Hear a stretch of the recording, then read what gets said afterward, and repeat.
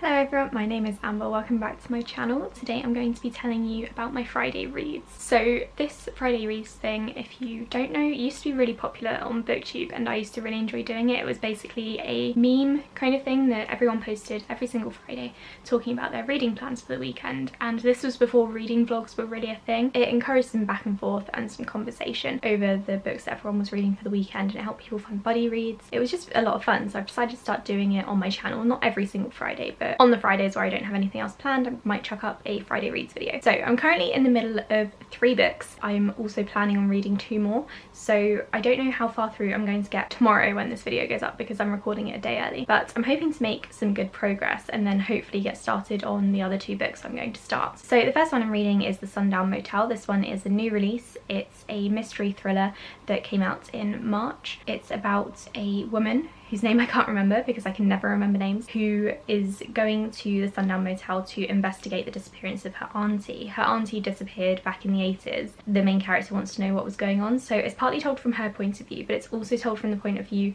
of the auntie called Viv. Viv is also investigating something, which is the disappearance of various young women. I am really enjoying it. It's a very slow burn and it's taken me a while to get through. I think I've been reading it for over a week now, which is very, very slow for me. I was expecting something a little bit more fast-paced, but I am really enjoying it, so I'm looking forward to hopefully finishing it off this weekend. I'm also currently listening to Columbine on audiobook, which I'm not enjoying. I'm probably going to end up giving it 2 stars because it's really not that well done.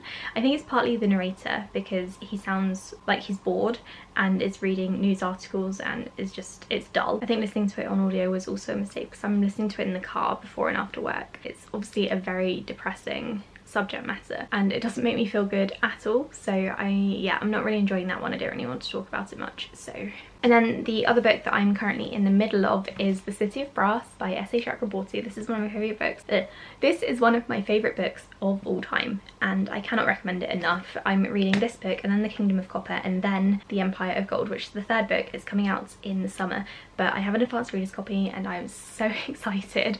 This book is amazing. I've reread it once already, so I've read it twice in 2019, which is when I discovered the book, and I'm reading it for the first time this year now, and I'm only about 100 pages in, but I'm still loving it, and this is the point where everything sort of kicks off. The City of Brass is about a woman called Nari. It's actually adult fantasy, not YA. Everyone keeps saying it's YA, but it's not. It's about a woman called Nari who is living in Egypt. She's kind of like a street rat sort of thing, and one day she discovers the world of the jinn and she is taken to the City of Brass called Daevabad, which is where the jinn live, and she finds out that she is connected to the royalty there in some way. I don't really want to say too much, but there's kind of a love triangle going on, but it's a really good one. The characters are all incredible. Nari herself is amazing, one of my all-time favourite characters, and I love her. This book made me cry a lot towards the end. Books rarely make me cry anymore, but this one just got to me. So I would highly recommend this, and I'm hopefully going to fly through it this weekend, although I'm probably going to drag it out a little bit longer. And now, as for the 2 books that I'm planning on starting, the first one is Clique Bait, which I received as an advanced reader's copy. This one is YA contemporary. I don't really know what it's about. It's contemporary, probably about a clique at school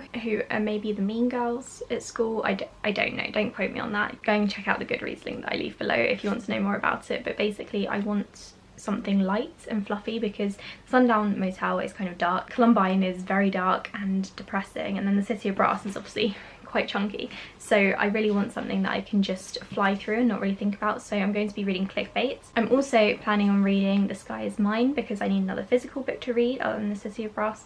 This one is another YA contemporary, which is why I chose it, because, you know, light and fluffy-ish.